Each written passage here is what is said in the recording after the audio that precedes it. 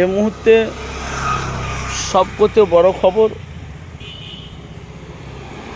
2021-এর নতুন বার্তা আহলে সুন্নাতে জামাতে কর্ণধার পীরজাদা আব্বাস সিদ্দিকী ভাইজান। আপনারা জানেন উনি হকের কথা বলে, ন্যায়ের কথা বলে, সত্যটা মানুষের কাছে সবসময় তুলে ধরে। তৃণমূল দলটা 15 বছর বাংলায় রাজত্ব করেছে।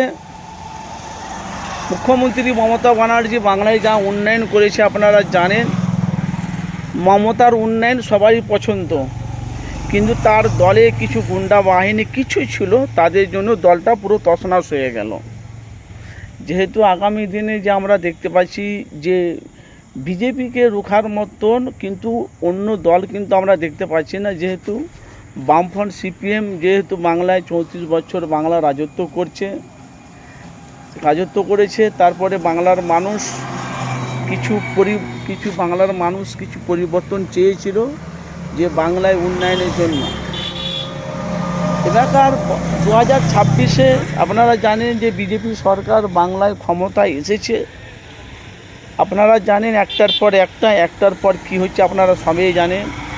লক্ষ্মী ভাণ্ডার, অনেকজনা লক্ষ্মী ভাণ্ডার পাচ্ছে, অনেকজনা লক্ষ্মী ভাণ্ডার পাচ্ছে না। যারা বলছে আমরা বিজেপিকে আমরা ভোট দিয়ে নিয়ে এসেছি, তাহলে আমাদের কি লক্ষ্মী ভাণ্ডার কোথায়? তাহলে বিএলওরা কি আমাদের কাগজপত্র আমরা বারবার জমা দিয়েছি কিন্তু আমরা পাইনি। কিন্তু আমাদের আব্বাস সিদ্দিকী, পীরজাদা আব্বাস সিদ্দিকী ভাইজান বলছে আগামী দিনে জোট হয়ে আমাদেরকে লড়তে হবে। কেন?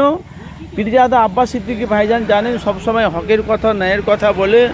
বামফ্রন্ট সিপিএম যেহেতু তোমার আইএসএফ, কংগ্রেস, তারপরে যে ইউপি, জানি না কার সাথে জোট করবে কি জানি না, কিন্তু ভাই জোট হয়ে কিন্তু লড়তে হবে। কিন্তু বিজেপি সরকার বাংলাতে যেভাবে উন্নয়ন, যেভাবে কাজগুলো করছে, যেভাবে দুর্নীতি কাজগুলো যেগুলো মুক্ত করছে, এই কাজটা কিন্তু মুখ্যমন্ত্রী মমতা ব্যানার্জি করা দরকার ছিল। কিন্তু আপনারা দেখেন এই যে মুখ্যমন্ত্রী মমতা বন্দ্যোপাধ্যায় যে এত কিছু উন্নয়ন করেও বাংলার মানুষ সে মমতাকে আর ভোট দিল না।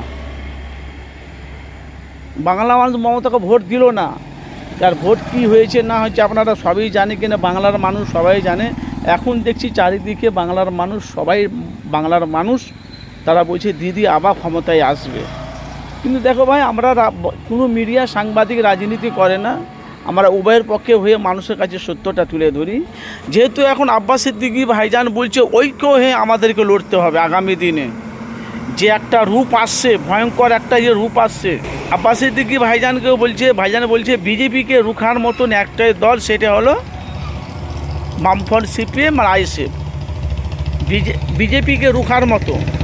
আর বাংলাতে যদি বিজেপি যদি বাংলাতে যদি ভালোভাবে যদি কাজ করে, এটাও আমরা বলে দিয়েছি কমসে কম 50 থেকে 100 বছর বাংলা রাজত্ব করবে বিজেপি সরকার।